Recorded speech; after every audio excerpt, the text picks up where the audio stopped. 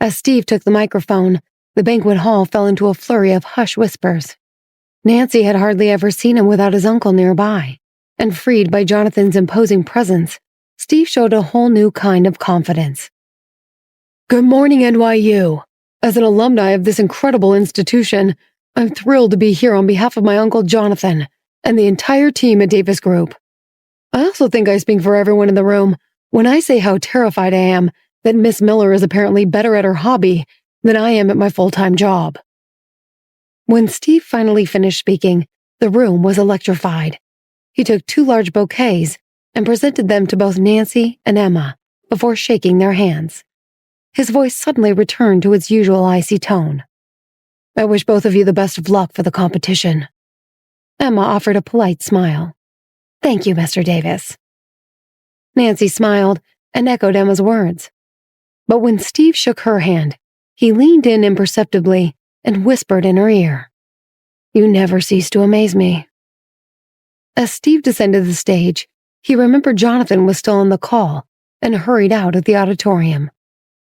Jonathan, are you still there? On the other end of the line, Jonathan seemed lost in thought.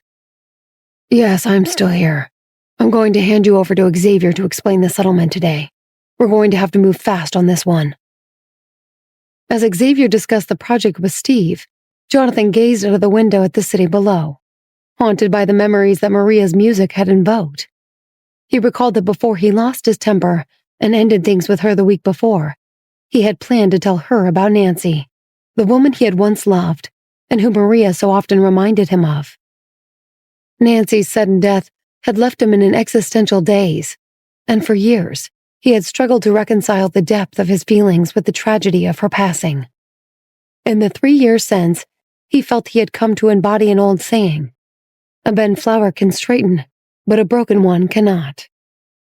Until he met Maria.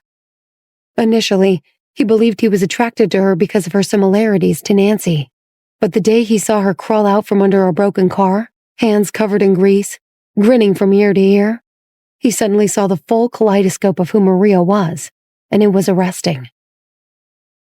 He knew it was selfish to chase after her when he might not be around in 2 years, not to mention her relationship with Steve, but life had taught him to never take a day for granted. He had failed to tell Nancy how he felt before she died, and he refused to make that mistake again with Maria.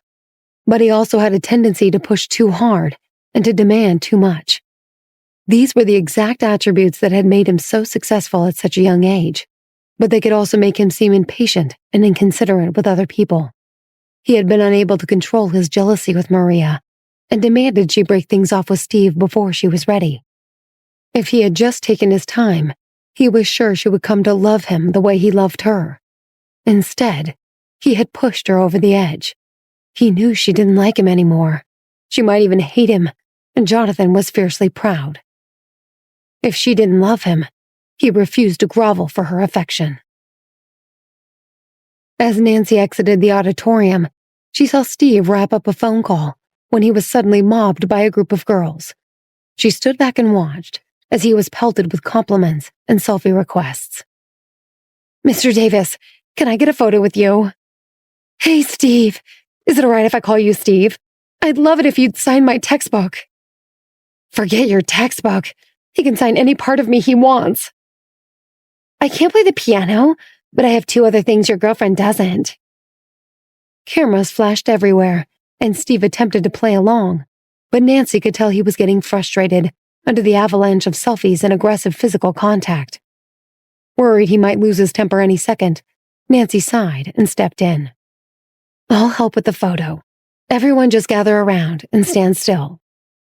As the girls stopped pushing and pulling, his tense expression eased, and his eyes met Nancy's with relief. With Nancy in charge of the picture, the girls suddenly seemed to become more self-aware, and they gave him space as they posed. After capturing 3 shots on different phones, Nancy handed the last one back and smiled playfully. Can I have him back now?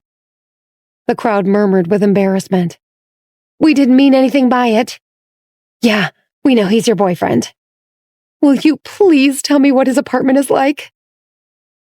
Not right now, but find me in the cafeteria sometime. She winked and waved to the girls, then guided Steve toward a side door. "This goes backstage. You'll be safe from the mob."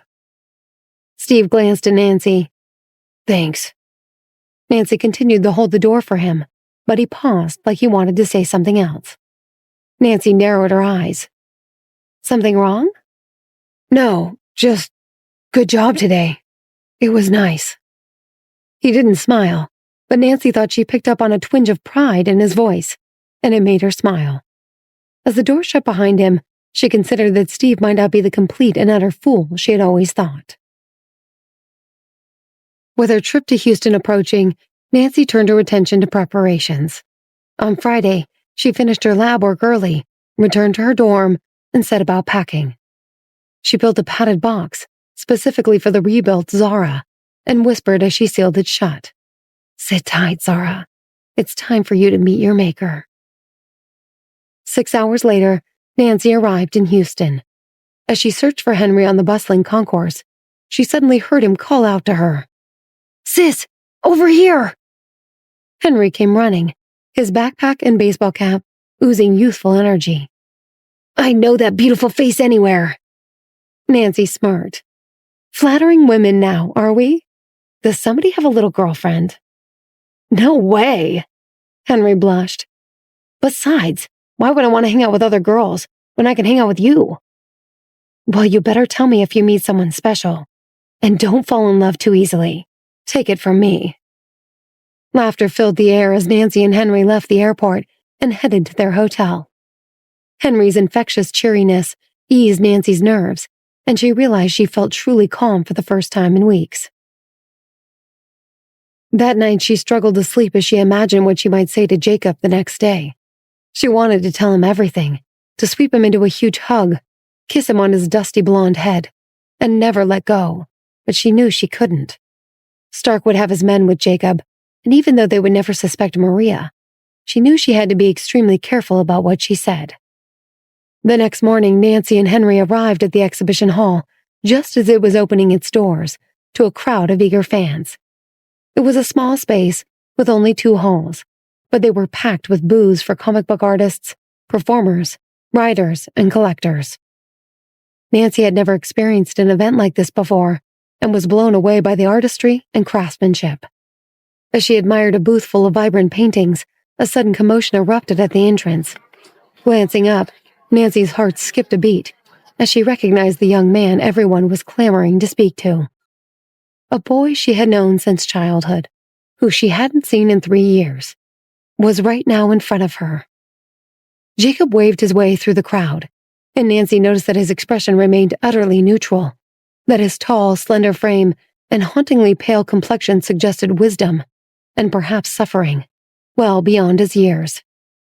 Jacob's mysterious aura and distinct melancholy seemed to captivate the crowd. Unfazed by the attention, he reached his booth, pulled open a drawer, and began sketching with intense focus. Nancy stood about 5 meters away, heart still pounding, as she watched her brother placidly brush off the adoration of his fans. She wished so badly to see the carefree boy she had once known, but she knew that he was as dead as she had once been. Just then, Henry tugged at Nancy's sleeve. "Let's go talk to him. Do you think he remembers me?"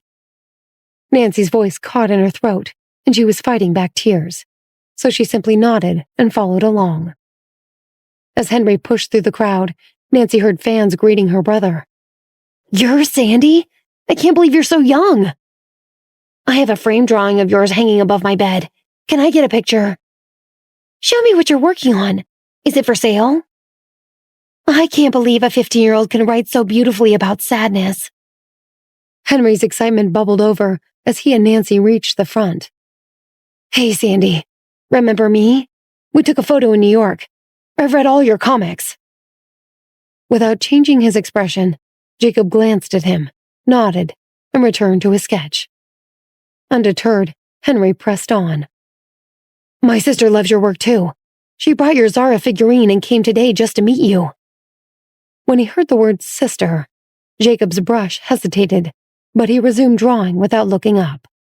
Henry looked back at Nancy and shrugged. "Told you he was quiet." Nancy took a deep breath, quelled her emotions, and stepped forward. Sandy, as soon as I saw Zara, I got the feeling she was inspired by a special memory.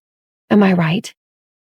Surprised and confused, Jacob's eyes met hers for the first time. The fact that he didn't recognize her made Nancy's heart shudder. Her throat tightened again, so she pulled Zara from its box and set it in front of him. She activated Zara, and it greeted Jacob cheerfully. Hello, I'm Zara. Startled by his figurine's transformation into a robot, Jacob's gaze flicked back and forth between it and Nancy. She saw his lips quiver and his breath quicken. Sensing his feelings, Nancy tapped Zara, and it spoke again. Sandy, I want to tell you a special story. I was written just for you by one of your oldest fans. But you have to promise that you will listen closely, and no matter what, you won't ask any questions when it's over. Jacob swallowed hard, locked his eyes with Nancy, and nodded.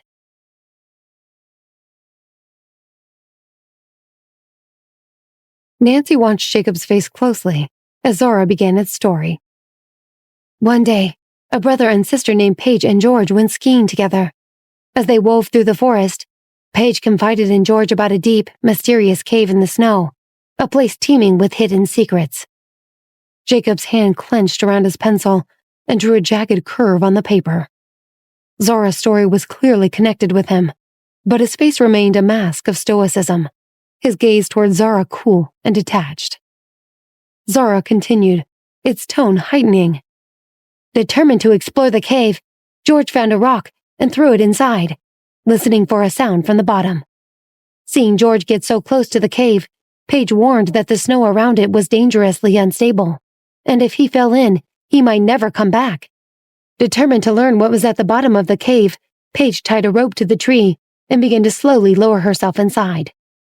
The crowd leaned in, listening intently, their faces bright with anticipation. Where do you think she got that storytelling robot? It's so cute. Shh! I'm trying to hear what it's saying. Only Nancy seemed to notice Jacob's white-knuckled grip on his pencil. She could tell he recognized the story as one she had made up years ago, on the same trip that inspired him to create Zara in the first place. But this time, Nancy had changed the ending. Zara went on, its voice now filled with suspense. George waited alone in trepidation, but minutes sooner turned to hours, hours to weeks, and weeks to years. Despair gnawed at his heart. The whole world believed that Paige was dead, but a part of him had always continued to believe she was out there somewhere. He clung to hope with unwavering tenacity, and 3 agonizing years later, Paige finally reappeared. She revealed that the cave had been a trap, and she had been held captive by people she had once trusted. Fearing for George's life, Paige had not dared to contact him sooner. George was shocked and wanted to destroy his sister's captures, but being older and more self-reliant now, he knew he must continue to protect himself. Though Paige and George couldn't yet be reunited as a family, knowing she was alive brought new hope to George's life. All they had to do now was wait for the right moment to exact their revenge. Zara finished its story, and the crowd was speechless. Suddenly, the robot pirouetted in place and took a vulnerable tone. Where's the applause? Did you not like my story? The crowd burst into applause, delighted by Zara's exuberance. As Nancy repacked Zara into its box, Henry chimed in. Sis, don't you want a photo with Sandy? Come on, let's make it happen. Nancy handed Henry her phone and leaned in toward Jacob. How about it, Sandy? I came all the way from New York just to show you my creation. Jacob hesitated, but then nodded and stood. Others looked on, envy burning in their eyes, as he approached Nancy and she took his arm in her hand. Standing next to him like that, she suddenly understood just how much he'd grown. He was 3 inches taller than her now, and his hair had grown into a mop of loose blonde curls. She imagined what his voice might sound like if he ever chose to use it again. As Henry framed the photograph, Nancy traced a delicate symbol on Jacob's arm with her fingertips. Jacob's body tensed, and Henry captured the moment. Nancy's face radiated pure joy, while Jacob exuded a captivating arrogance unique to the young. As always, his expression was inscrutable, and his eyes were intensely focused. but the scene was also indescribably harmonious. The crowd of fans seized with jealousy and begged Jacob to take pictures with them too, but he simply ignored them.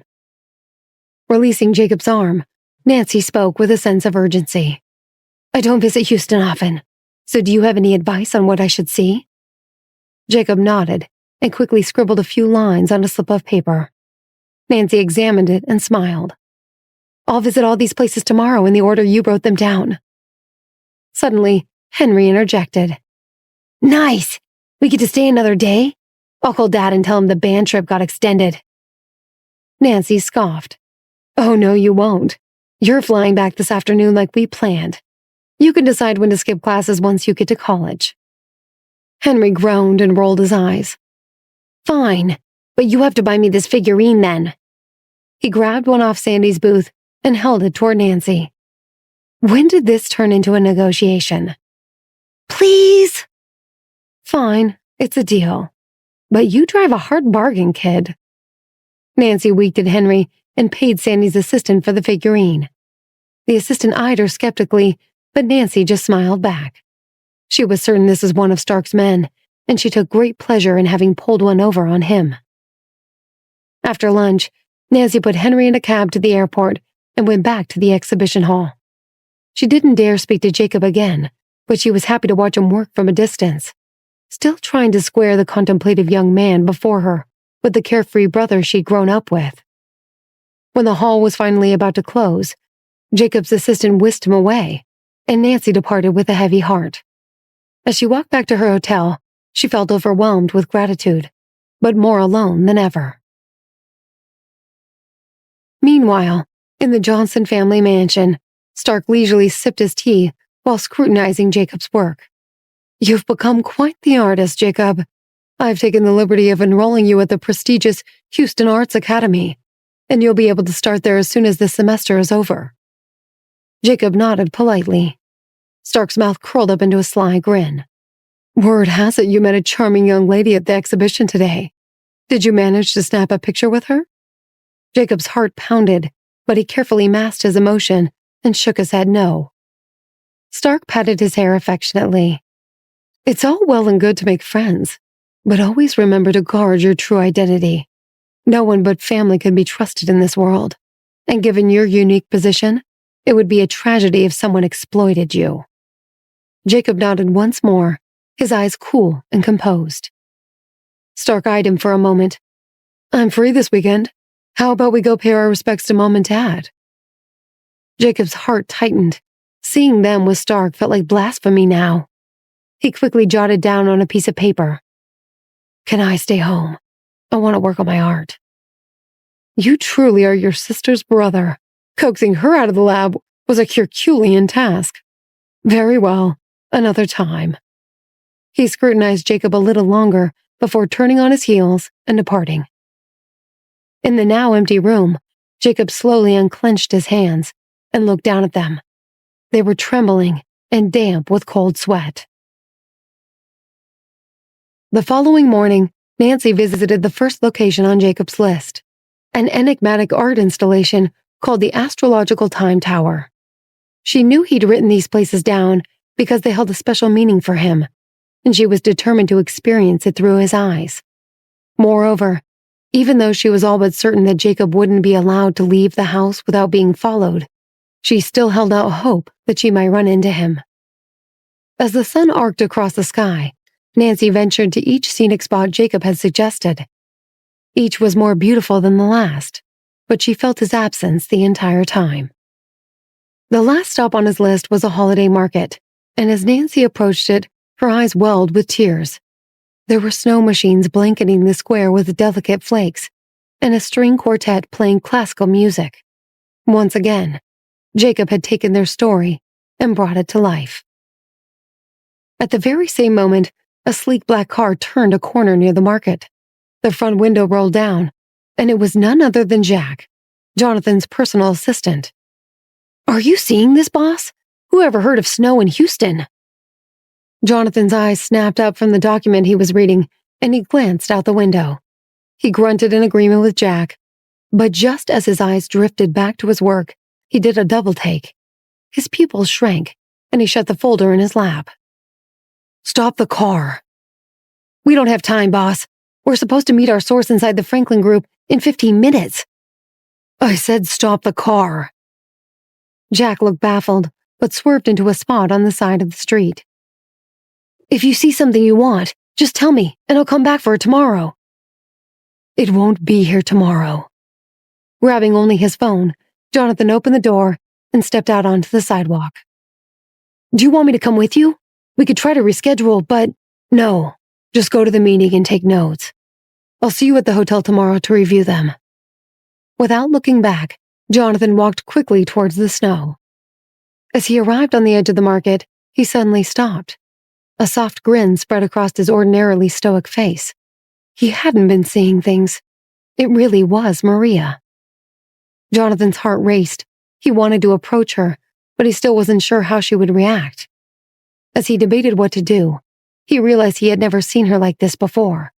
Bathed in ethereal light, she reached up to catch the snowflakes in her hand, and surrounded by the chaos of the market, she stood in silent grace, an island of tranquility in the milling crowd. The melody of the string quartet filled the air, and Jonathan couldn't help feeling like it was a scene out of a movie. As Jonathan watched Maria stand in the snow, he could see that her eyes looked lost in a distant world. He walked closer, never taking his eyes off her, but always staying hidden from view. Nancy wasn't sure how long she had been standing there gazing up at the snow, but she snapped out of her daze as the string quartet began packing up their instruments. She noticed a young boy, no more than 2 years old, crying after the musicians as they left. His mother was trying to soothe him, but wasn't having any luck. Nancy walked over and bent down next to the little boy. "What's wrong? Don't you like the snow?" He sniffed and wiped his nose. "I want to hear the music, but they left as soon as we got here." Nancy clocked an upright piano that was locked to the stage and got an idea. She locked eyes with the little boy. "Can you see that frog in that fountain over there?" The little boy nodded. "Do you know if you throw a coin into its mouth, you get to make a wish?" He shook his head no. Nancy dug a penny out of her bag and placed it in the little boy's palm. "Well, it's true. Why don't you go over there and give it a shot?" Nancy winked at the boy's mom, and she mouthed a, "Thank you." As the little boy walked through the snow to the fountain, Nancy took a seat at the piano, her slender finger poised above the keys. Just when the boy threw his coin in, she started to play. No more than 20 feet away, Jonathan remained hidden, but watched Maria intently. As she sat down behind the piano, her expression was serene, but Jonathan sensed a deep, hidden sadness. When she finally began playing, the melody pierced his heart like an arrow. It was a moonlight sonata. He had listened to the recording he had made on his phone and imagined what it would be like to see her perform in person, but he was suddenly realizing that his imagination paled in comparison to the real thing. The snow began falling faster, its shimmering white light blanketing the world in a dreamlike haze. Standing in the snow, Jonathan's gaze remained fixed, utterly captivated by Maria's performance. He couldn't help but think of Nancy, and a single tear rolled down his cheek, mingling with a flake of snow as it melted on his collar. When Nancy began playing, the little boy rushed back from the fountain and stood at her feet. His big, curious eyes studied her every movement. As the song crescendoed, memories of Nancy's past swirled in her heart like elusive shadows. Moonlight Sonata had always been her favorite piece, and she recalled a particular performance right here in Houston that had been especially emotional. It felt as if her soul had reached out and touched someone in the audience. She locked eyes with the mesmerized boy, and her heart ached. She recalled a saying she once heard: "When life changes, people don't always find solace. Sometimes tears flow before words can be spoken." It had never resonated with her until now. Long suppressed emotions erupted within her, but an invisible barrier seemed to block her off from the world. In that moment, she felt she could see straight through the thin membrane separating life and death. The little boy sensed Nancy's distress. He hesitated, then poked her and blinked his large, innocent eyes. "Why are you crying?" Nancy's throat tightened, and she couldn't find her voice. Observing her, the boy thought for a moment before running to fetch something. "Don't cry. Have my candy." He stuffed a piece of candy into Nancy's mouth and smiled triumphantly. "Okay, you win." Nancy laughed. "What's your name?" "Leo, like a lion. And I wasn't the only one who liked your song. There's a man over there who listened too." Puzzled, Nancy looked all around, but saw no one watching. She glanced back at Leo just as his mother scooped him up, laughing heartedly. "My son, the charmer. Too bad it's almost bedtime." "But I want to hear more songs." "Don't be greedy. Thank her for playing for us, and then we're going back home." "Thank you. And don't forget to make your own wish.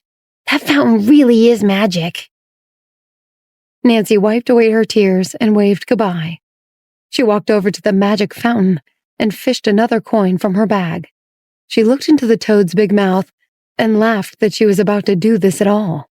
She had never been superstitious before, but ever since her rebirth, she had learned to accept that some things truly were unexplainable. As she lined up her throw, Nancy lamented her own terrible coordination. In high school, she was picked last in gym class more times than she could count, and there was a good reason for that. She finally let the coin go, but as it flew through the air, she immediately knew it wouldn't make it. Even if it was just a silly superstition, a sudden sense of loss filled her heart. And then she saw something astonishing. As Nancy's coin soared through the air, another coin materialized out of nowhere, colliding with hers mid-flight. The impact redirected her coin, and against all odds, it landed right in the toad's mouth. Startled by the unexpected turn of events, Nancy quickly clasped her hands together and made a heartfelt wish. But when she turned around to thank whoever had helped her, there was no one there. It was as if the heavens themselves had opened up and that coin had flown out. With her spirits lifted, Nancy found a place to sit and watched the water dance gracefully in the fountain. In the 3 years she had been away from Houston, a lot had changed. Some things felt familiar, but others were entirely new. She looked at a store where she and Esther used to shop a bit of cosmic poetry. It now seemed desolate and abandoned. Time comes for people and places alike. Deep in thought, Nancy was finally snapped out of it when the bell tower behind her rang. She had lost track of time again, and somehow it was already midnight. She hurried to get her phone out and took a quick video of herself with the bell tower chiming in the background. When the ringing ceased, she put her phone away and started back toward her hotel. The city streets were empty, and after waiting 10 minutes without seeing any taxis, she decided to walk. Unfortunately, the streets weren't as empty as she thought. 3 sinister figures had begun following her in the shadows, and as Maria passed through a dimly lit intersection, they exchanged ominous glances and prepared to jump her. But just as they made their move, a tall man in business attire stepped in front of them. It was Jonathan. "Get lost," he growled. The 3 men exchanged glances, and then the one out in front glared at Jonathan arrogantly. "You better get out of our way if you know what's good for you." Without a word, Jonathan rolled up his sleeves and glared right back. One of them laughed. "Looks like somebody has seen too many Batman movies." "Forget this idiot. Our girl is getting away." Hearing that, the leader shouldered past Jonathan and lunged toward Maria, but suddenly found himself yanked back by his collar. "This guy really thinks he's a superhero." "Guess we'll have to teach him a lesson before we have any fun." "Sounds like plenty of fun to me." He tossed a cigarette butt at Jonathan, and the 3 got ready to fight. Standing before them, Jonathan slowly raised his eyes and gave them one more chance. "I said, get lost." "Fat chance, Grandpa." As one of them whipped out a knife, Jonathan snatched his wrist and threw a swift, powerful punch, knocking him to the ground. As he struggled to get back to his feet, the other 2 charged Jonathan like wild animals. Jonathan moved among them like he was strolling through his own backyard. His expression remained utterly calm, and every movement was fast and efficient, never wasting his leverage or momentum. He somehow appeared to be an immovable wall and an elegant dancer all at once. Their attempts to fight back never seemed to reach him, and in under a minute, all three lay on the ground, bloodied, defeated, and pleading for mercy. Jonathan stood over them, still looking immaculate in his perfectly tailored clothes. Straightening his tie, Jonathan pulled out a dagger and bent down, narrowing his eyes. Still think it was the right call not to get lost? The three thugs trembled, shaking their heads. Jonathan toyed with the dagger, then pointed it at one of them. His voice turned steely. "Tell me, what were you planning on doing with that girl?" "We were not going to do anything, man." "Yeah, it was just a misunderstanding. We're sorry." "You're sorry?" Jonathan laughed dryly and pressed the dagger to the man's neck. Blood oozed from the wound. "Every time you lie, I'm going to press down harder. Now what did you plan on doing to that girl?" I wasn't." "You weren't what?" Jonathan applied more pressure, and the man yelped as blood flowed freely down his neck. "Please, don't kill him. I swear we just wanted to talk to her. You saw how beautiful she was." "Huh," Jonathan spat. "You know what? I've changed my mind. I don't want you to get lost anymore. I thought of a better way for you to learn your lesson." As the words left his mouth, an icy wind howled through the street corner. Nancy finally flagged down a cab and glanced over her shoulder as she climbed in, heart pounding. She had heard the commotion behind her, but took off running before she could see what it was. She couldn't believe it when a taxi came around the corner at that very moment. "Landmark Hotel, please." "You okay, miss?" "I am now, thanks." As the cab pulled off the curb, Nancy pulled up the selfie video she had taken earlier and gasped. In the background, between her and the bell tower, was a blurry outline of a lone man. She couldn't make out any details, but he appeared tall and threatening. She cursed herself for not noticing him when she first recorded it. Suddenly she remembered the boy mentioning a man watching her as she played the piano. Could they be the same person? And what about that odd coin that had come out of nowhere to alter her coin's path? Panic rising, Nancy looked out the back window, but only saw an empty road. She took a deep breath and reminded herself that there was no way Stark's men could be onto her, and if someone had been following her, at least she had managed to get away from them. Upon reaching the hotel, Nancy locked her door and turned on all the lights. She hadn't told anyone about her trip, and if anything happened while she was here, she at least wanted her friends to know where she had been. She pulled up Instagram, found the selfie video, and posted it along with her location. With that, she collapsed on the bed. Back on the dark street corner, the three men clutched their crotches in agony, sweat beading on their foreheads. Jonathan loomed over them as blood dripped off his knife. "Today is a special day for you three. I had a nice night, and I'm feeling generous. So I'm not going to kill you, and now that I've made sure you can't hurt any more women, you're free to go." He pulled a handkerchief out of his pocket and wiped the blood off his dagger. One of the men screamed out in pain, and with a sinister smile, Jonathan stuffed the bloody handkerchief into his mouth. "I thought I told you not to scream. You'd really think you would have learned to listen to directions by now."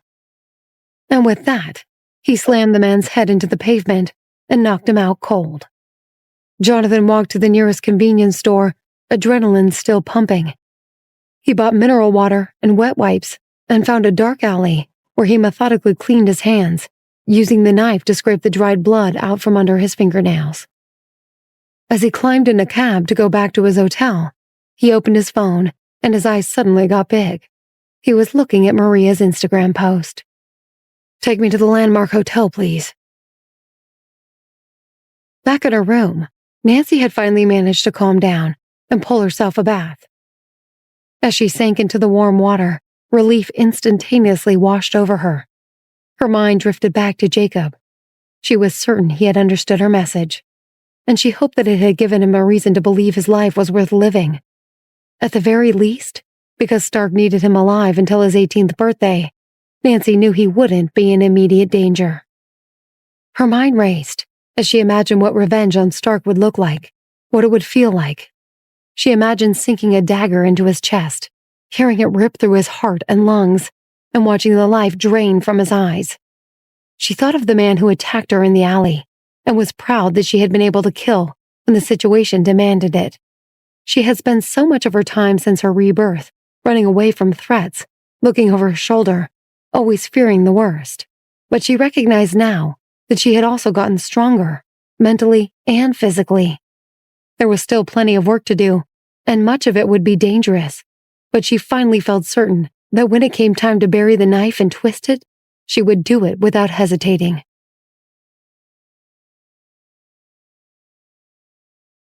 Stark arrived at the cemetery with a vibrant bouquet of fresh flowers in hand.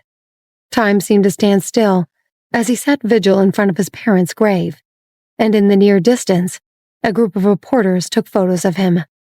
Aware of the lurking paparazzi, Stark played his part to perfection. He sighed with feigned grief and portrayed the epitome of loyalty and devotion. As the sun dipped below the horizon, Stark stood and caressed his mother's tombstone. Then he bowed deeply and placed another bouquet of roses in front of Nancy's grave. His voice trembled with emotion as he spoke loud enough for the reporters to hear. "Nancy, may you find peace.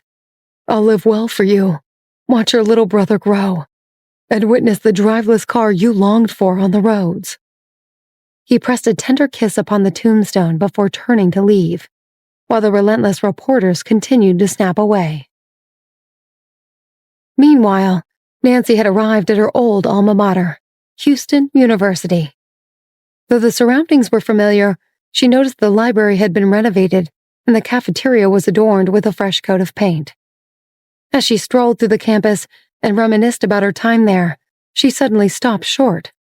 She was standing in front of a large display outside the engineering building, and her gaze fell upon a familiar face, her own, from when she was alive. Beneath the photo was a glowing introduction.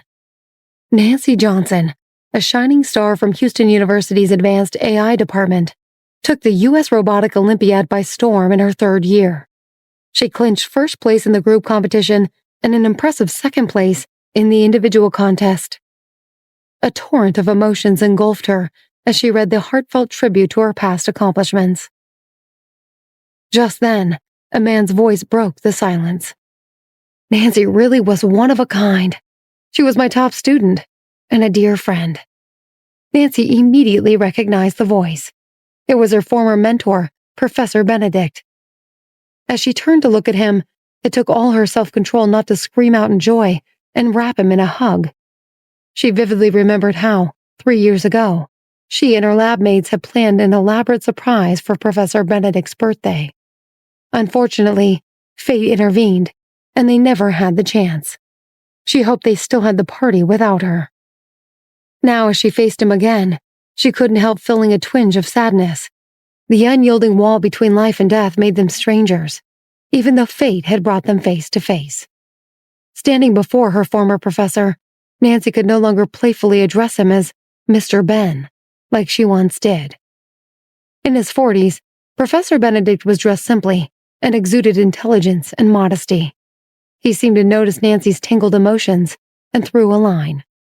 "Sorry if I got ahead of myself. Have you heard of her?" Nancy nodded, forcing a smile.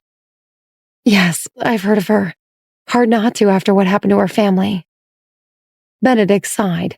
The weight of her loss was as evident in his voice. "It's such a tragedy she's no longer with us."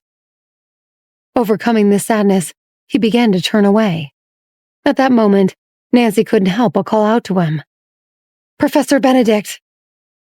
He turned back, with surprise and curiosity dancing across his eyes. "I never forget a student's face. How do you know me?" Realizing her mistake, Nancy scrambled. Oh, I know you from your lectures. One of your students put them all online. They're captivating." "Thank you for saying that. What's your name?" "I'm Maria. I study AI and robotics at NYU. That's wonderful to hear. Makes sense that you would know all about Nancy and the Franklin Group then. Benedict looked up at Nancy's picture and let out a heavy, melancholic sigh. His eyes brimmed with tears. It's a cruel twist of fate. I've had so many brilliant students, but there was something special about her. She had this uncanny ability to complete my thoughts. Others too. A tidal wave of emotion threatened to overwhelm Nancy. Desperate to maintain her composure, she steadied her breath before offering a bittersweet smile. Well, I'm sure she would be touched to know you remember her so fondly. Words fail to do it justice. She became a very close friend, despite our age difference. To have that in life, even for a short time, is a rare and precious treasure. Take care, Maria, and good luck with your studies. Nancy would have loved to meet another young woman in the field. With that, he turned and walked away. No longer able to hold back the flood of emotions, Nancy found a secluded spot nearby, sat down, and buried her face in her knees. By the time she calmed herself down, the sky had darkened, and the lush green paths through the campus were lit only by lamplight. She couldn't bear to have another interaction like the one with Professor Benedict, so she walked quickly across the quad, her eyes glued to the sidewalk. As she charged down the pathways that she knew like the back of her hand, she failed to see that a figure was approaching from the opposite direction. When they finally entered a well-lit intersection between two paths, they crashed into each other. Nancy was thrown off her feet, and as they recovered their balance, both simultaneously blurted out, "Sorry." Nancy didn't even have to look up to know who it was. His voice landed on her ears like a hammer. As her brain rushed to catch up with what her body already knew, adrenaline surged through her veins, and her heart skipped a beat. She stood up, and they locked eyes. Staring back at her was a face that had haunted her nightmares for 3 long years. It was Stark, every putrid inch of him. The shock was like 1,000 volts to Nancy's heart. Memories of her past life came flooding back, and she was engulfed by a tidal wave of pain that sharpened her senses and seared her soul. Naturally, Stark was oblivious. "Hey, are you all right?" He held Nancy steady and maintained a respectful distance, but his velvety voice was a devil's whisper in her ears. Their closeness was suffocating. His very presence was an insidious poison seeping into her pores. Desperate to regain control, she bit back her tongue and took a few steps back. "I'm fine." Suddenly, a new source of pain flared up from her feet, and when she looked down, she realized their collision had torn one of her toenails, leaving the nail bed exposed like a raw nerve. Stark noticed it too, and immediately spoke up. "Oh my God, look what I did to your beautiful foot. Come with me. I'll take you to the hospital." "No," she shouted, and Stark flinched, narrowing his eyes slightly. "I mean, don't worry about it. It's just a scratch." To her surprise, her voice was flat and steady. "At the very least, you should disinfect it and bandage it up. If it gets infected, it could become a real problem. People lose their feet that way." Visions flashed through Nancy's mind of the day Stark slashed her ankle tendons and then laughed as she crawled across the floor. Again, she focused on the pain of her torn nail and brought herself back. Stark had no idea who Maria was, but that didn't mean he wasn't still dangerous. His gaze drifted into the distance. "There's a pharmacy over there. Wait here, and I'll be right back to fix you up." Without waiting for her consent, Stark walked away. When he vanished from sight, Nancy took a deep breath and dropped her calm facade. She tried to turn and run, but pain from her shattered toenail shot up her leg like a lightning bolt.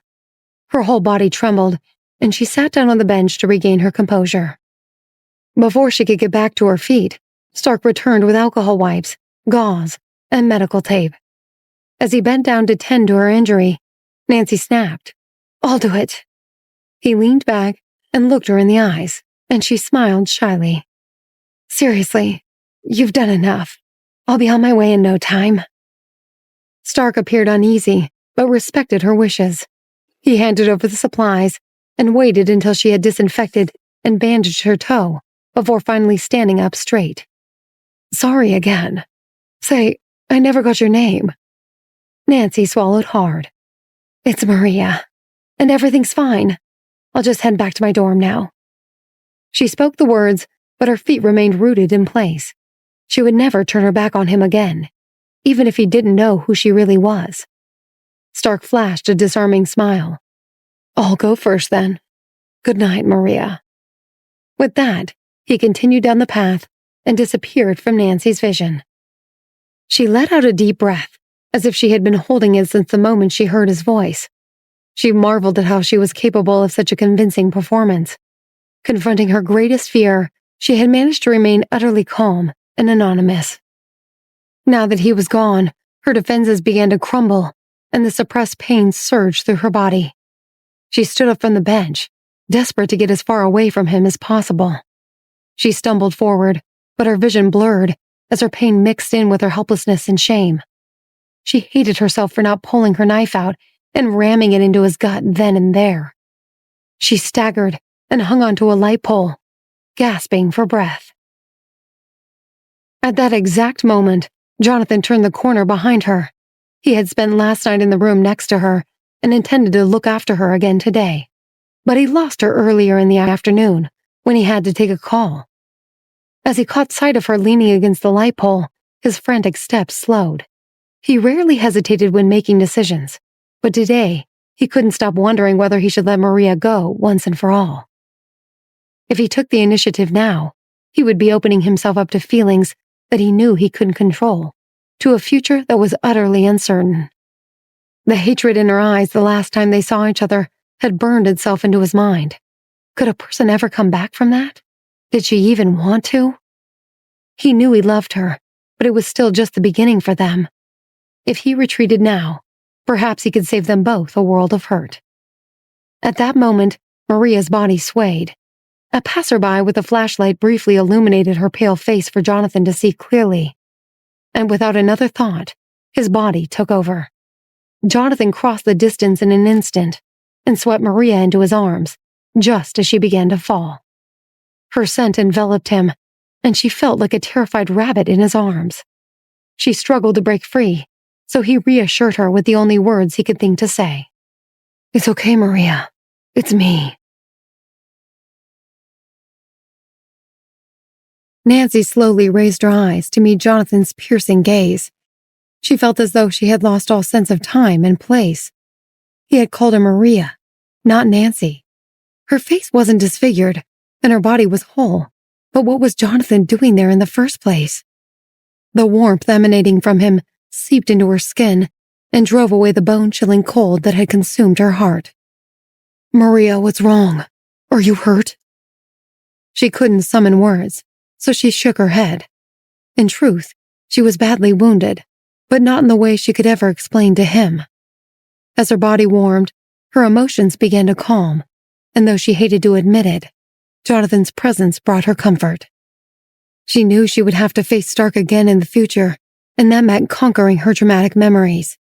She couldn't let her emotions spiral out of control over a mere encounter next time. With her pain subsiding, she cleared her throat and looked up. Thank you for catching me. I'm okay. Looks like your toe would beg to differ. You know me, always lost in thought and bumping into things. It's just a scrape. Jonathan's eyes lingered on her face for a few seconds. Just as Nancy was about to look away, he suddenly scooped her up into his arms. Put me down. Nancy struggled, so Jonathan pretended to drop her, and she instinctively wrapped her arms around his neck. That wasn't funny. But it was effective. If you're not feeling well, you shouldn't be wandering around on your own late at night. You never know who's out there. Jonathan carried Nancy toward the entrance gate as she continued to protest. Jonathan, put me down. I can walk just fine, and this is totally inappropriate. Oh, relax. You don't know a single person in Houston. Nancy swallowed hard, repressing her wounded pride as Jonathan cut through a small grove of trees. They hadn't gone far when they saw a couple locked in a passionate kiss at the base of a tree, their arms wrapped tightly around each other. Jonathan leaned in toward Nancy's ear and whispered provocatively, See that? If anything, we're not being inappropriate enough." Nancy shot Jonathan a fiery look, but his lips curved into a roguish smirk. Something about him was unusually playful, and Nancy had a hard time remembering she was still mad at him. He deliberately slowed his pace, and as they walked through the woods, they saw one pair of lovers after the next. When they finally exited the woods, Jonathan flagged a cab, set Nancy inside, and climbed in next to her. "Landmark Hotel, please." Nancy looked at him, puzzled. "How did you know? How did you even find me here to begin with?" Jonathan raised an eyebrow, smirking. "It's the magic of our destiny." Nancy rolled her eyes and turned to look out the window, but she could still feel his gaze on her. After a moment, Jonathan pulled Nancy into a passionate embrace. She struggled to break free, but when he held her even tighter, she allowed herself to sink into his arms. His touch felt electric in the small space of the car, and neither of them moved for the next 20 minutes until they arrived at the hotel. Jonathan exited the car first, but knowing he would try to sweep her off her feet, Nancy sprung out the other side of the car. "Well, I was going to take you right to bed, but since you're feeling so chipper, join me for a late-night feast." "I'm not hungry." "You're a terrible liar." With that, Jonathan grabbed her wrist and whisked her away to the dining room. The sprawling restaurant was empty, except for Nancy and Jonathan, making their dinner feel almost oppressively intimate. After Jonathan ordered for them, he locked eyes with her for a long moment. "Why did you come to Houston?" "How come you don't know that already? You seem to know everything else about me, almost like a stalker." Nancy's expression remained totally flat. Knowing where someone is and knowing who someone is are very different things. "So you don't deny you're stalking me? Just say that one more time into my phone, and I'll be right back with a restraining order." "If restraints are what you like, then you just have to ask." Nancy blushed despite herself. She had never met a man that seemed so bulletproof. It was as infuriating as it was thrilling. "I came for the comic expo with my little brother. He's into figurines. Seems to run in the family." "I'm sorry?" "Make me a robot." Nancy eyed Jonathan incredulously. "You employ countless designers and programmers. You make mass robots by the thousands. You literally have more robots than anyone else on Earth." "And I want one more, made by you, engraved with my name." Nancy understood perfectly well that Jonathan was jealous of how much work she'd put into Frida, but she couldn't tell if his desire stemmed from possessiveness or wounded pride, so she challenged him. "I'm swamped with work right now. As you know well enough, I have a competition next week that could determine the rest of my life. And after that I have finals, so I don't have time." To Nancy's surprise, Jonathan smiled amenably. "School comes first. Work on it when you have time. I'm not going anywhere." Jonathan's cordiality made the moment feel even more surreal for Nancy. Her thoughts drifted back to their last encounter, which had ended so poorly. She had assumed he would never speak to her again, but here he was, acting like none of it had ever happened. She couldn't decipher his intentions, and tried to remind herself how unpredictable and distracting he could be. Noticing her silence, Jonathan's voice became even more vulnerable. "My birthday is in a few months. You can give it to me then." "You're turning 30? He nodded. For some reason, she found it incredibly easy to picture Jonathan's robot. Formidable, domineering, relentless, and steely. One arm would have the number 30, while the other would have a countdown timer with the number 2 featured boldly. Unable to hold back, Nancy's lips curled into a mischievous smile. Suddenly possessed, Jonathan stood up, walked over to Nancy's seat, and leaned in. "You have a beautiful smile. I hope to see it more often." With that, he took her face in his hands and kissed her. Her eyelids fluttered and her heart leapt, but she quickly came back to herself, and she knew she couldn't let him in again so easily. Just as she braced herself to push him away, Jonathan released her. His deep eyes bore into hers. "Consider that our deal. sealed with a kiss. Nancy was taken aback by his audacity, but what else was new? She considered pushing back, but remembering all the times he had helped her, she decided not to, but she was determined to avoid a misunderstanding. I'll make you a robot, but we'll consider it in repayment for your help. Nothing more. Jonathan didn't notice her attempt to distance herself, neither did he care. He just straightened up, returned to his seat, and devoured his meal. When Jonathan was nearly done eating, Nancy spoke up assertively. I'm going back to my room. Good night. He nodded and smirked. Perfect timing. I'll escort you. I think I can handle it. Finish your food. Nancy couldn't help but feel apprehensive as he hustled into the elevator behind her. She finally spoke up when Jonathan didn't press the button for his floor. Do you even have a room here, or are you just planning on forcing yourself into mine? He pulled a room key out of his pocket and flashed her a teasing smile. Nancy scoffed, exited the elevator on her floor, and stomped off. Just as she reached her room, a sudden power outage engulfed the building in darkness. Her eyes struggled to adjust to the pitch black, and when she dug her phone out of her bag to use it as a flashlight, she discovered it had been long since it died. She felt around until she felt the car reader on the door, but just as she pulled out her room key, a sliver of light appeared at the end of the hallway. She saw a large blur running toward her and began frantically swiping the card to get into her room. She had just gotten it open when she was suddenly wrapped up from behind. She shouted and swung her bag at the attacker, but stopped when she heard laughter. It was Jonathan. Put me down. You scared the hell out of me. Is someone afraid of the dark? What are you even doing here? I wanted to make sure you were okay. Do you need a flashlight? Nancy stammered. She wanted to say no, but couldn't. Then I'll stay until the power comes back on. Fine, but keep your hands to yourself and stay off the bed. Jonathan flicked on his phone's flashlight, and they entered the room together. They sat down in the darkness, and time seemed to crawl. As usual, Jonathan spoke first. Why don't you take a shower? There should still be hot water. I'll lend you my phone. Once again, Nancy hesitated to do anything so intimate with Jonathan around, but after running into Stark, she was desperate to scrub herself clean of him. Wordlessly, she took Jonathan's phone and locked herself in the bathroom. She took a long, hot shower and then toweled off her hair and put on her pajamas. As she opened the bathroom door, Jonathan's phone suddenly rang.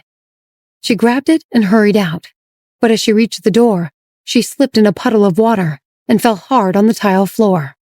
The phone flew from her hand, and landed nearby with an audible crack. Jonathan rushed over and scooped her up. What happened? Your phone. Nancy pointed to where it landed. A spiderweb of cracks covered the screen. Jonathan shrugged it off. Phones are replaceable. You're not. With the power out, the lights from the cars down below danced across Jonathan's face. Moonlight filtered through the thin window covering and cast a silvery glow across his hair. For a brief second, Nancy imagined them as an old married couple, and a pang of sadness struck her as she remembered Jonathan's countdown to 32. Jonathan lowered Nancy gently onto the bed and held her ankle. His palm felt warm, and the heat spread through her skin. I'm fine. It was just a fall. But Jonathan persisted, his palm moving up her ankle, checking for injuries. His touch made her heart race. As his hand reached her knee, Nancy grabbed his wrist. I'm serious. Jonathan leaned in close, his voice sultry. What are you so afraid of? Nancy stared him down, and Jonathan finally relented. He grinned devilishly and brushed a strand of hair from her cheek. I'll show her too. Try not to imagine it in too much detail. Then he stood and strutted off to the bathroom. While Jonathan showered, Nancy dried her hair, straightened the bed cover, and moved to the sofa. She was determined not to let him stay. He exited the bathroom, and as he toweled off his hair, he approached Nancy on the sofa. Why aren't you sleeping, my dear? Water droplets from his hair splashed onto her neck, and sent a shiver down her spine. Just as she was about to speak, there was a loud pop, and the room was flooded with light. The power was back on. Nancy was flooded with relief, but as she turned to face Jonathan, her eyes widened in shock. Less than 2 feet away, he stood in front of her, completely naked.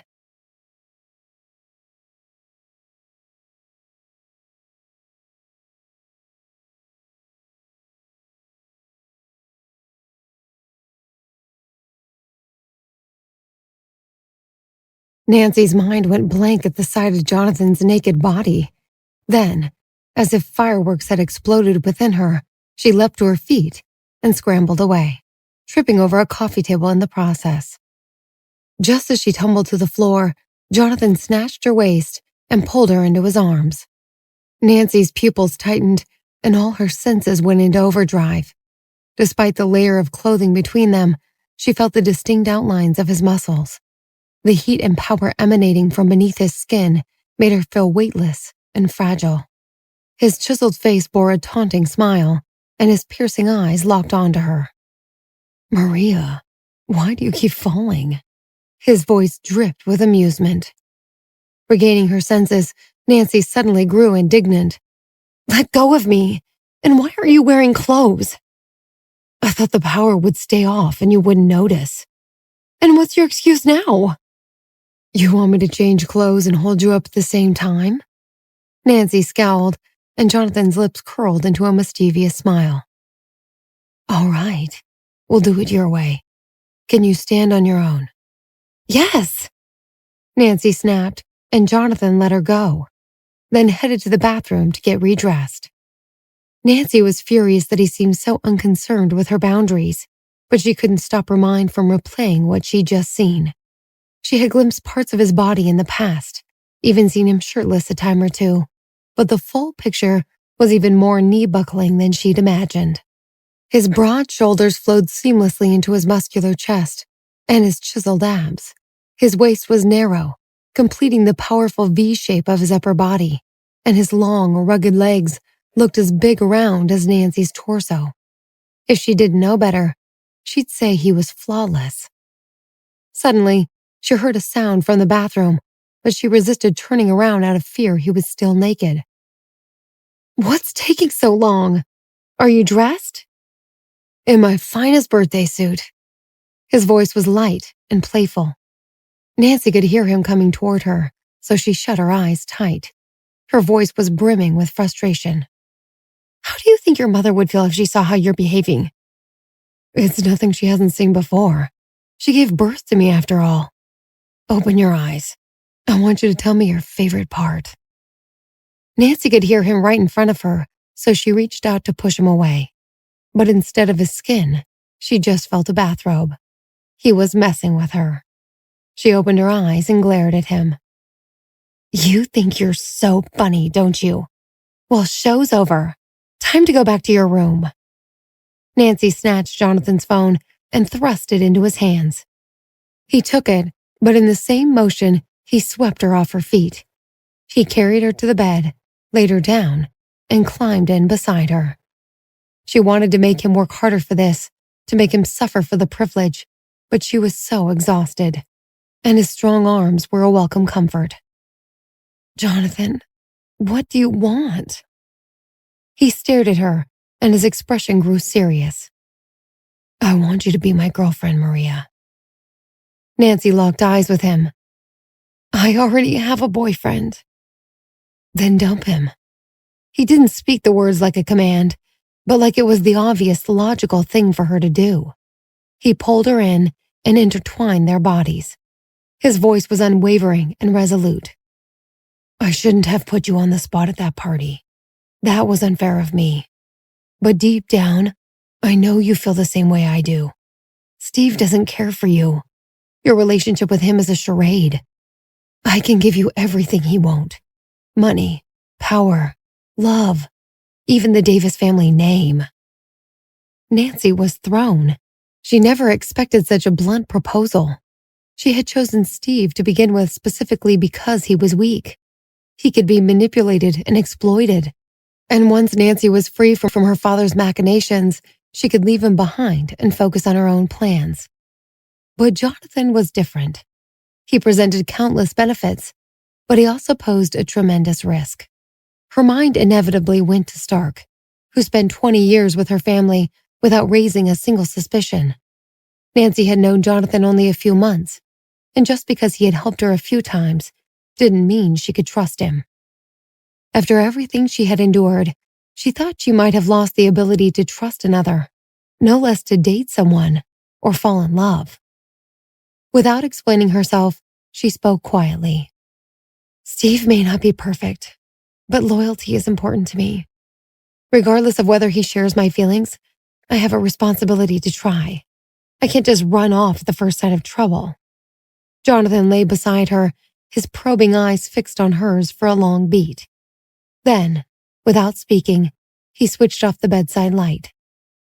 Just as Nancy assumed he wouldn't say any more, he pulled her close and embraced her tightly. His chin came to rest on her head, and his voice was low and intense. You haven't truly grasped who I am yet, but you will.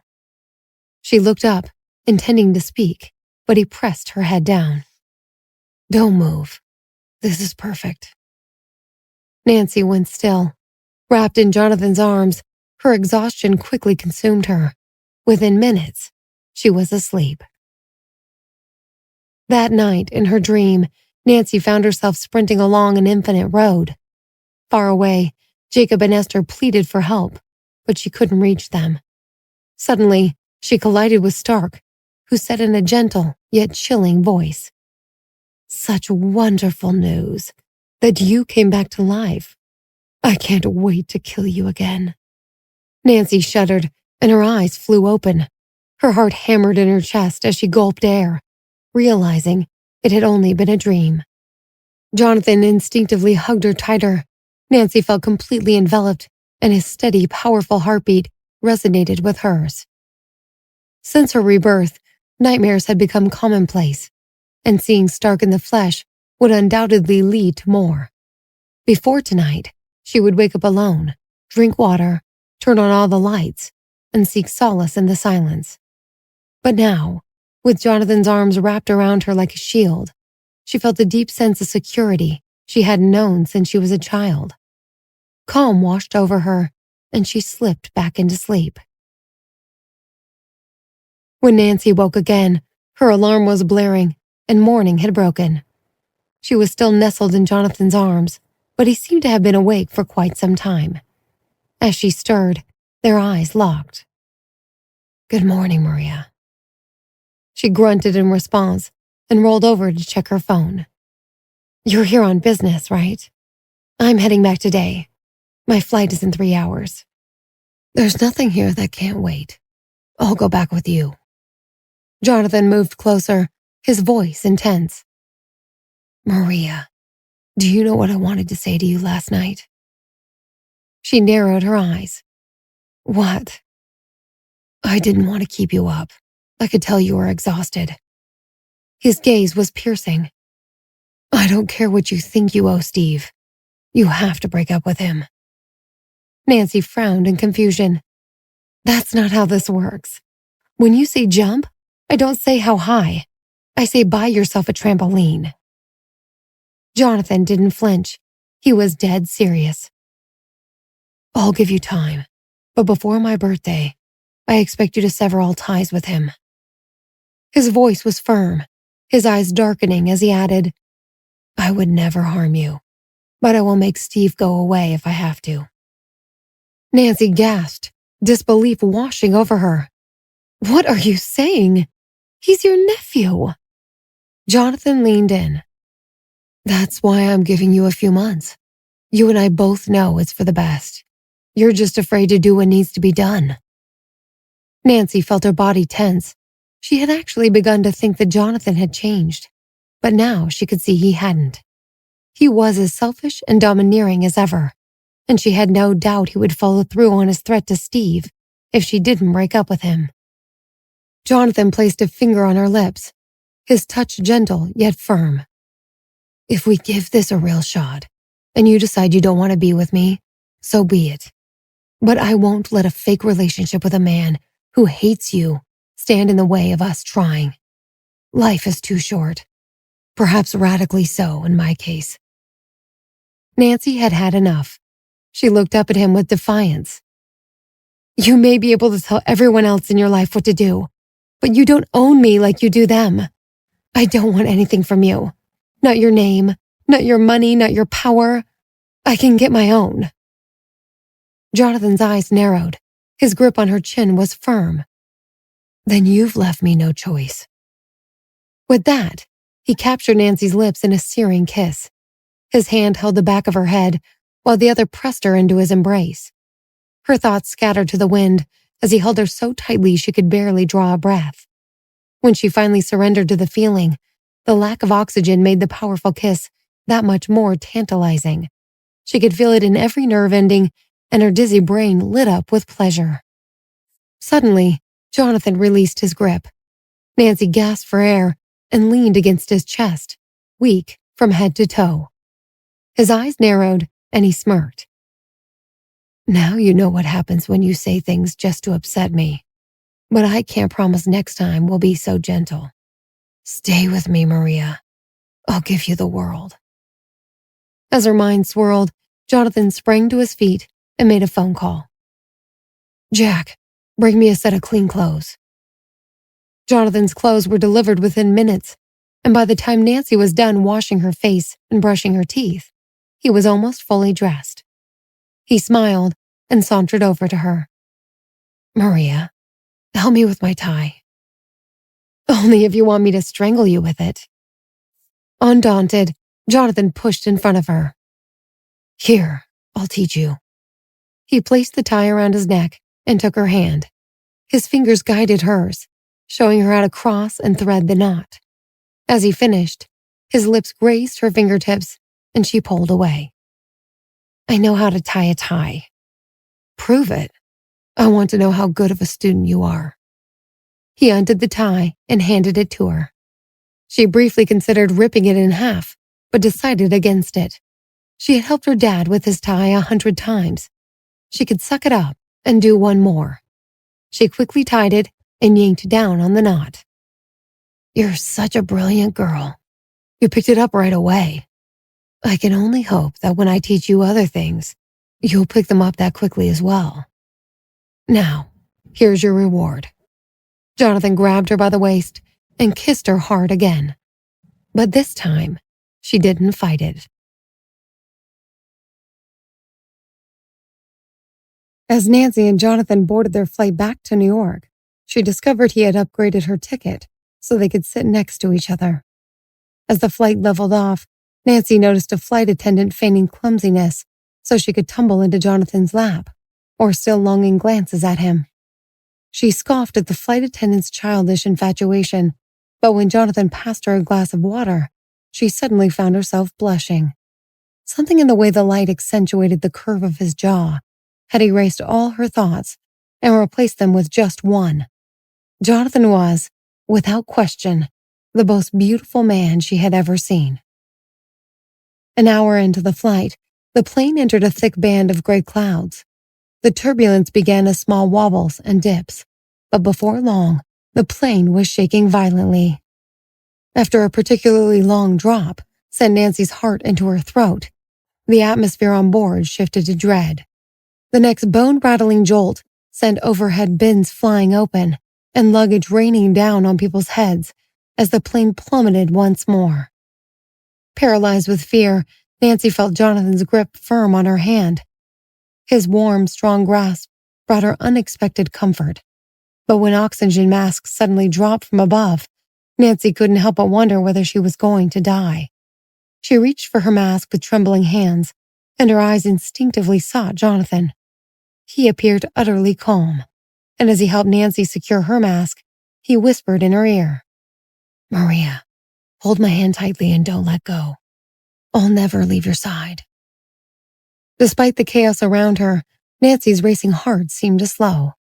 Beside her, Jonathan donned his own mask and tightened his grip on her hand. Lightning flashed outside the window, and Nancy watched in horror until Jonathan cradled her head against his shoulder and shielded her eyes with his hand. His broad shoulders offered solace, and as she leaned into him, she felt a powerful warmth that seemed to ward off her terror. Time blurred, and Nancy soon realized the turbulence had subsided.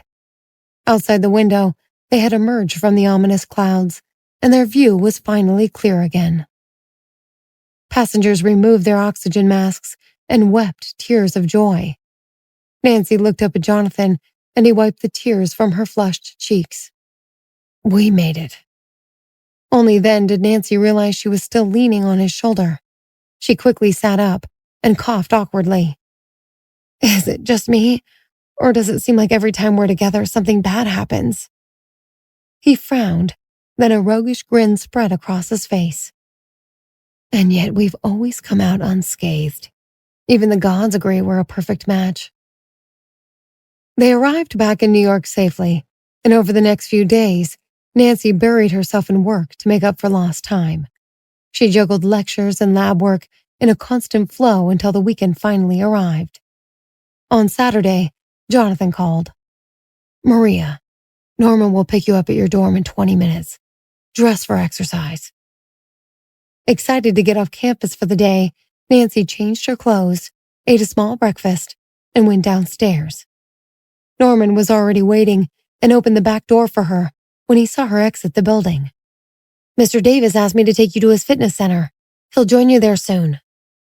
Nancy suddenly remembered that Jonathan had promised to help her get in shape. It seemed he was following through. The first 10 minutes of the ride passed in silence. Norman wore sunglasses, as always, and held his mouth in a tense scowl.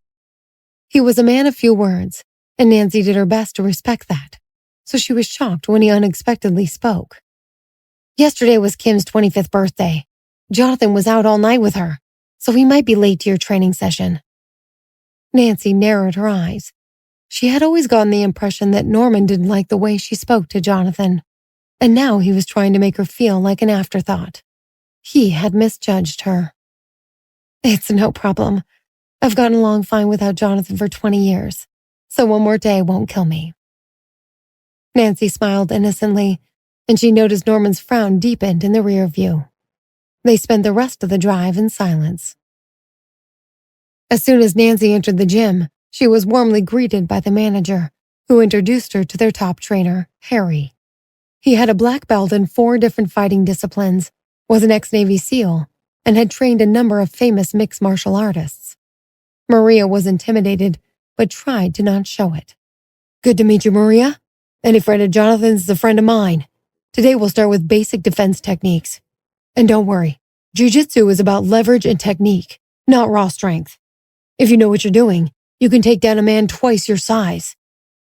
Nancy was pleasantly surprised by Jonathan's fitness plan. She didn't intend to keep getting dragged into dangerous situations, but she still liked the idea of learning practical skills. She had been working out with Harry for 30 minutes when she suddenly caught sight of Jonathan watching her through the window. He waved, and they smiled at each other, and Nancy appreciated the moment of uncomplicated warmth between them. As the workout wore on, it became clear just how much Nancy's fitness was lacking. After 40 minutes, she was struggling enough that Harry called for a rest. Nancy explored the gym to keep her blood flowing, and soon found Jonathan engrossed in a game of tennis. He was drenched in sweat, and his shirt clung to his chiseled physique, emphasizing every distinct curve and bulge. As he exerted himself, his arm and chest muscles rippled with raw power. The sight contrasted starkly with his typical polished and restrained appearance, and Nancy was captivated. After winning a set, he caught sight of Nancy and sauntered over. "Finished training already?" She laughed. "Give me a break. It's day 1. "Harry doesn't mess around. He'll get you into fighting shape in no time." Jonathan winked, then suddenly flashed a grin. He grabbed a racket and handed it to Nancy. "Let's play." Nancy shook her head. "I have no idea what I'm doing. You'll just embarrass me." But Jonathan wasn't one to take no for an answer. He wrapped his finger around the racket. "You'll learn quickly. Trust me." He pushed her onto the court, set up a ball machine, and turned it on. The first ball came hurtling toward her, and she swung the racket but missed completely. Behind her, Jonathan dashed and saved the ball, sending it flying back toward the machine. Balls continued to fly at Nancy, and every time she missed, Jonathan was there to catch it. She eventually started connecting with more balls, but soon found herself panting and drenched in sweat once again. Seeing Nancy's fatigue, Jonathan put away the rackets and handed her a towel. "See, you're a natural. Go change your clothes, and we'll get some lunch." When Nancy finally emerged from the locker room, she already felt sore all over and rotated her arm with a grimace. Jonathan approached her from behind. His voice tingled with amusement. "Tired, huh? That's what happens when you work out, isn't it?" "Hold on." Nancy tensed up. "What are you going to do?" "Oh, relax. If there was something I wanted to do, I would have already done it." Jonathan laughed, but Nancy spun around and glared at him. "Does literally everything have to be about sex with you?" Jonathan grabbed Nancy's sore arm and his voice softened. "Just sit down. I'll help you relax." He massaged her shoulder and back, and though she hated to admit it, she immediately felt better. Soon she was so relaxed, she let out a small moan. Hearing it, Jonathan leaned in and whispered in her ear, "Are you sure you don't want to make this about sex?" Nancy pulled her arm away and jumped to her feet. "You wish." Just then, Nancy's phone rang.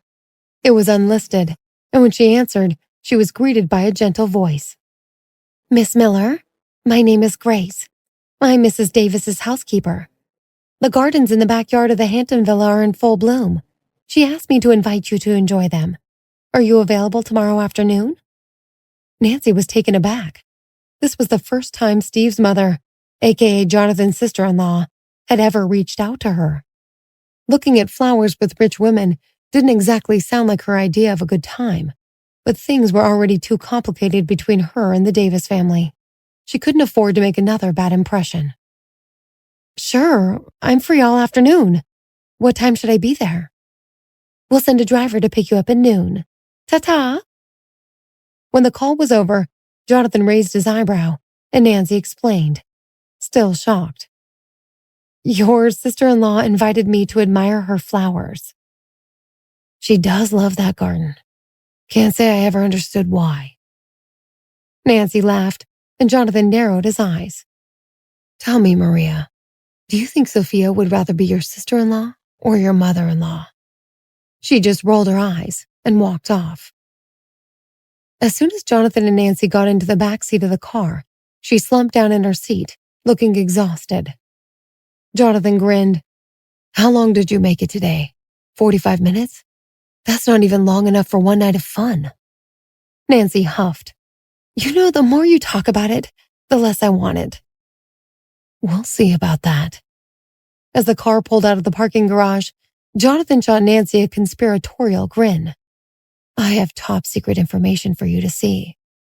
"I swear to God, if you're talking about your No." Jonathan cut her off, laughing. "On the contrary, it's exclusive intel from Peter's team. I saw how much you enjoyed fixing that car with him and thought it might interest you. It's cutting-edge stuff." He smiled earnestly, and Nancy sighed. "You hooked me. Let's go." "Get used to it. I always catch my fish." As they drove to Jonathan's villa, Nancy yawned and fought to stay awake.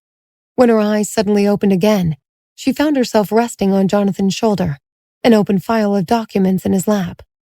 The car was parked, and Norman had left, but they were still in the back seat. Nancy blinked and sat up straight. "She lives." Jonathan closed the folder in his lap and handed her some water. As she drank it, she noticed the wrinkles on his shirt where she'd been leaning. "Why didn't you wake me up?" "I thought you might kill me." Jonathan glanced at the time, and Nancy noticed she'd been asleep for 2 full hours. She felt a twinge of guilt. "Just wake me up if that happens in the future. I don't want you to lose half a day on my account." Jonathan smiled slyly. "In the future?" "Oh, get over yourself." Your words, darling. I'm just glad you don't mind being woken up. I hope that will still be true in the future, when I wake you up in the morning for a little action. Nancy turned to look at him. Her expression was deadpan, but her eyes sparkled with mischief. She held his gaze for a tantalizing moment, then flung the car door open and marched off. She heard Jonathan burst into laughter behind her, and a coy smile spread across her face. That afternoon, Nancy joined Jonathan in his office for the first time. She was captivated by his intense focus as he sorted through materials and explained them to her. It was clear how he had become so successful. When he worked, he thought of nothing else in the world. Nancy immersed herself in studying the Davis Group's research. Time flew by, and before she knew it, the sky had darkened. Jonathan entered and invited her to dinner, but she hesitated to leave the work behind. Jonathan smiled and handed her a USB drive. It's all here. You can take it back to your dorm room with you and study it at your own pace. He stepped closer, pulling her in. Or you can come over this weekend and look at the real thing. Nancy looked up and narrowed her eyes. I'm sure you'd like that. Jonathan pulled her closer, and she could tell he was angling for a kiss. She leaned in, pretending to reciprocate, but suddenly slapped his face. He leaned back in shock. There was a mosquito. I saved you from losing blood. Maybe even malaria. Is that so? Jonathan raised an eyebrow, amused. Then I should thank you. He grabbed her and pushed her up against the wall, stealing a long, passionate kiss.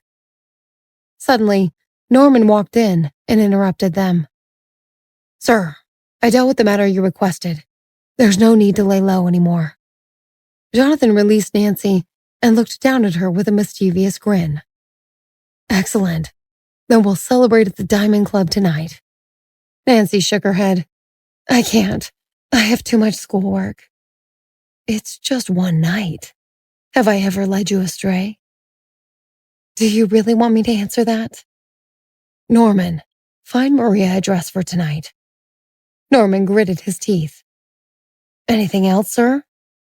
Jonathan looked at Nancy hungrily. Make it strapless. Jonathan and Nancy arrived at the Diamond Club in a long black car with dark windows. They walked past a line of anxious partiers waiting to get in, and directly through the front door. The club was pulsing with energy, and Nancy was stunned by how beautiful the clientele was. As a twinge of self-consciousness entered her mind, Jonathan suddenly put his hand on her back and leaned in. I could have any woman in here, and I only want you. Nancy blushed as the manager swooped in and greeted Jonathan warmly. Good evening, Mr. Davis. Your private room is ready, and the other guests have already arrived. Nancy turned to Jonathan, and her voice was full of intrigue.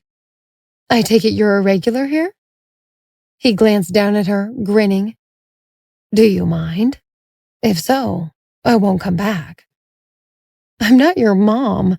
I think you can handle your own curfew. A guard held open the door to the private room, and Nancy followed Jonathan into the grand, luxurious space. Waitstaff were poised at every door. A private bartender made elaborate drinks in the corner, and familiar faces filled the room. Latham, Hannah, Jack, and Peter. Latham strode over and his eyes landed on Nancy. He flashed a warm, mischievous smile. Hello there, gorgeous. So glad our paths are crossing again. Peter followed right behind him. Well, if it isn't our little genius. Look out, fellas. Maria is going to be all our bosses one day. Nancy knew she had to be careful not to give herself away around Peter, but she would always appreciate his validation. Just then, there was a knock at the door, and Nancy's entire body tensed. Until right then, she hadn't considered that this could just be another one of Jonathan's traps with Steve. When the door finally opened, she saw it was a group of women carrying liquor bottles. She breathed a sigh of relief and excused herself to the bathroom. Latham approached the women with his arms out wide. Look at this buffet of beauty. He put his hands together and looked up in mock prayer. "Thank you, Lord, for this bounty we're about to receive." Hannah smacked the back of his head, and he looked at her with a roguish grin. "Come on now. The more the merrier. Now who wants to play cards?" All the women responded flirtatiously, except for one who stood off to the side with her head down. Latham's gaze quickly fell on her. She was shorter than the rest, but they all wore a lingerie top with a skirt on bottom. With the room's crystal chandelier, her skin seemed to glow with a dazzling radiance. Latham stepped in front of her. "Look up and let me see that beautiful face." The girl remained still, hands at her sides, knuckles white with tension. "Come on, I won't bite, at least not until you ask me to." As he spoke, the girl clutched her stomach. "I'm not feeling well, I'm sorry." She spun to leave, but Latham suddenly grabbed her wrist, pulling her back, and finally glimpsing her pale, angular face. The room fell silent as he stared at her. His pupils contracted, and the air grew thick with tension. Peter noticed Latham's strange behavior and stepped forward. "Latham, what's going on? Do you know her?" "What an interesting question, Peter. She does bear a striking resemblance to a woman I knew. We dated for 3 years, in fact. Her name was Olivia. Is your name Olivia?" The woman clenched her jaw and didn't respond. Latham's voice dripped with disdain. "Of course not, because Olivia was far too sophisticated to be a bottle girl at a nightclub. What did she call me the night she left? Oh, right. It was trash. Because I wore simple clothes and ate simple food." He yanked the bottle out of the woman's hand, took a swig, and stepped closer. "After 3 years together, she called me trash and left me for one of my classmates, all because he flaunted his family's money." Latham's gaze was vicious and unrelenting. "But you would never do that, would you?" The woman looked away, cracking under Latham's intensity. Hannah stepped in. "Latham, stop." "Why stop now? The party is just getting started. Here's to having loved and lost." He took another long drink from the bottle, then shoved it into the woman's chest. "Drink." She squeaked at a response. "I'd rather not." "We'll drink to something else then. How about being trash?" With that, Olivia pinched her nose and took a huge swig from the bottle of liquor. Instantly, she broke into a cold sweat, clutched her abdomen, and bolted to the restroom. Nancy emerged from the bathroom just as Olivia raced past her. Startled, she did a double take and gasped in recognition. She couldn't help but mutter a name aloud. "Esther?" Nancy hurried after Olivia and found her clutched over the toilet, retching violently. She grabbed a tissue and handed it to her. As she stared at Olivia's pale face, Nancy could swear it was the same one from her memories. Olivia threw up again, and Nancy rushed to get her a cup of water. Olivia rinsed her mouth, then slowly made her way to the sink to clean her face. She looked up at Nancy, and there was no recognition in her eyes. "Thank you. What's your name?" "Olivia. I take it you didn't hear me getting torn to shreds out there." Nancy just shook her head, still in shock at this woman's resemblance to her best friend. As Olivia cleaned out her mouth again, Nancy looked her up and down. She was a few inches shorter than Esther, and also lacked the mole under Esther's nose, but everything else was virtually identical. Olivia caught Nancy staring and looked back at her. "Sorry, do I know you?" Nancy shook her head in embarrassment. "No, you just look like someone I used to know. Sucks for your friend. I've never looked worse." Nancy wished she could explain, but she knew she never could. Still, her resemblance to Esther made Nancy feel an acute sense of responsibility for her. "Can I get you anything? Do you want some food?" "We're not allowed to eat, but thanks." "I'm here with one of the owners. I'm sure I could—" Olivia cut her off. "I appreciate your concern, but I'm a bottle girl, not a starving zoo animal. I can take care of myself." Suddenly, Latham's voice boomed from outside the bathroom. "Is the performance over? Hurry up and come out when you're done." Nancy frowned, and Olivia's face grew even paler, but she put on a determined smile and left the restroom. Nancy followed Olivia out and was struck by Latham's appearance. His normally playful expression was filled with scorn. "Ladies and gentlemen, put your hands together for the richest and most successful woman in New York, Olivia Bream. Tell us, Olivia, what's your secret to success?" Olivia absorbed Latham's wrath, but her eyes were glued to the floor. As he ranted and raved before her, he made her look impossibly small, like a stiff breeze could carry her away. "Sorry, folks. It looks like she's feeling shy. Olivia, we'd all love to hear how you left behind the disgusting filth you used to associate with and rose to such incredible heights. How about some liquor courage to get you started?"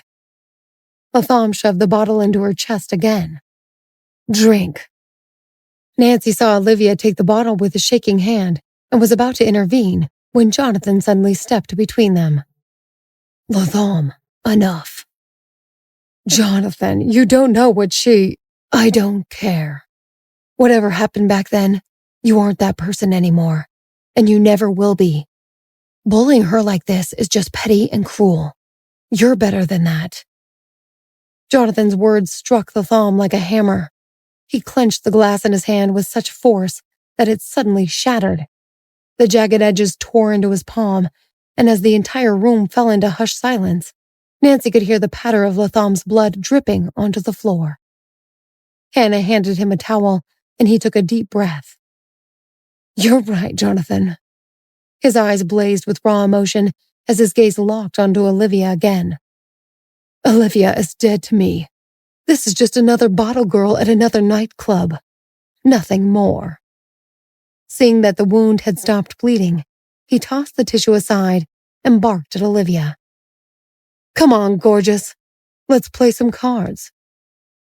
Nancy started to interject, but Jonathan gently took her hand and led her to the side.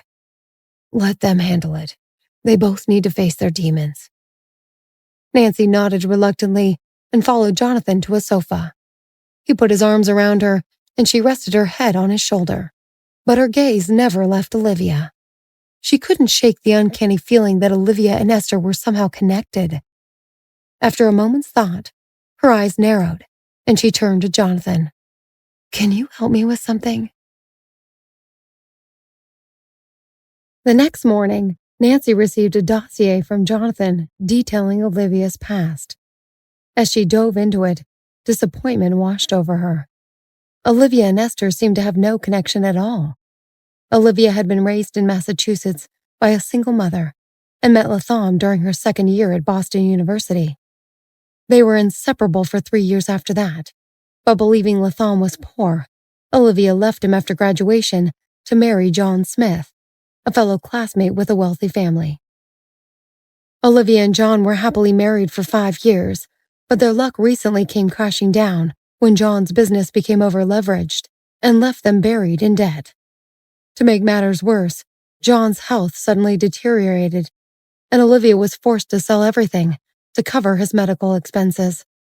Desperate for money, Olivia had taken a job at the Diamond Club only a week earlier, and on her very first shift, she walked out to find Latham there. Nancy was struck by the cruel stroke of fate that had brought Olivia and Latham back together. She was sure that if Latham had known how much she'd suffer, he would have been more compassionate. Despite the lack of a clear thread connecting Olivia and Esther, Nancy still couldn't believe their resemblance was coincidental. She was determined to dig deeper. That afternoon, Nancy attended the gathering at Sophia Davis's home in the Hamptons. The drive from Manhattan took a couple hours, and by the time Nancy arrived, the event was in full swing. Women were gathered in groups, eating, drinking, and gossiping, and as a maid ushered Nancy over to Sophia's table, another woman loudly asked, "Sophia, who's this enchanting young woman? Is she new to our little group?" Sophia stood to introduce her. "This is Maria Miller. She's studying at a school in the city, and were positively delighted to have her today. A sudden realization dawned on one of the women. This must be Maria I've heard so many whispers about.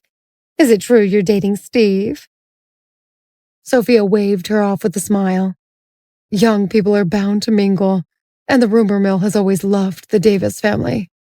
What say we spare Maria the drama?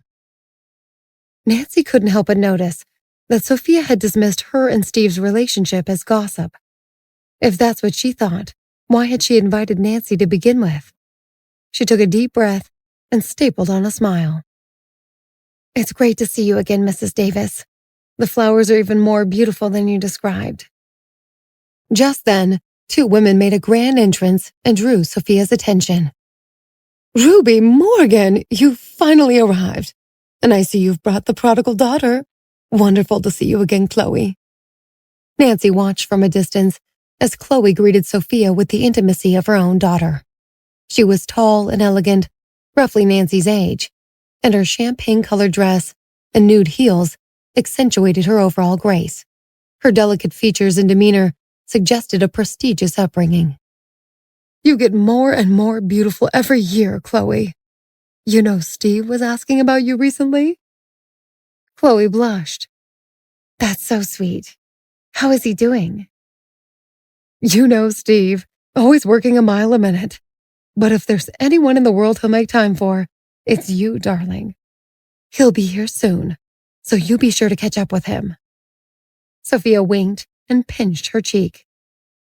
As Nancy watched them interact, she suddenly realized why she'd been invited, to be publicly replaced by Chloe. Given how things had progressed with Jonathan, she was less concerned about losing Steve than she used to be, but she hated being outsmarted. As Nancy paced and worked on a strategy to regain the upper hand, she failed to notice two girls whispering jealously and pointing in her direction. She was about to take another sip of wine when she passed by them and they stuck their legs out to trip her. Losing her balance, Nancy spilled her wine all over one of the girls' white E&N handbags. Her eyes immediately welled up and she cried out dramatically, Oh my God, I just got this E&N bag yesterday. The commotion drew everyone's attention and the women gasped in disbelief as they gathered around. Is that really E&N? They haven't released a new bag in years. I heard the designer disappeared and no one knows where they are. Guess that explains why they cost as much as a house now. That poor girl. She frantically wiped her bag with a tissue and lamented loudly. I paid over $1 million for this at an auction last year, and it only arrived yesterday. Now it's ruined. More and more women started looking angrily at Nancy. You did this. How do you plan to make it right? What's to talk about? She has to pay for the damage. Yeah, right. Her family can afford that. Have you met Chris Miller? The family erupted in chatter, and Nancy watched with a stern expression. Sophia suddenly intervened, raising her voice above the din. I'm sure the bag isn't ruined. Just take it to a leather specialist to deal with the stain. E&N is known for using the softest leathers. That stain will never come out. It's worthless now. Sophia was about to speak again when Nancy cut in sharply. It was always worthless. That bag is nothing but a cheap imitation. She fixed her gaze on the girl. Not only did you intentionally trip me, but this so-called $1 million bag is made of scraps. The workmanship and hardware are decent though. So brand new, I'd say it was about $80. The room fell silent, and the girl's face turned crimson. How dare you? This bag was authenticated by the auction house, and I've got the receipt to prove it.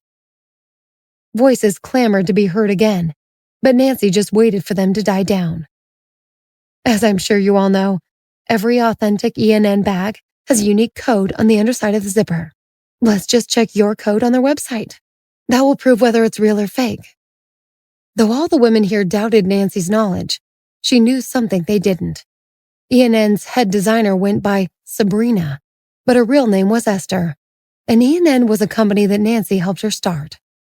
The specific bag this girl claimed to have was named Snow Foam, and Nancy knew for a fact that only one had ever been produced, because it was Esther's birthday gift to her 4 years ago.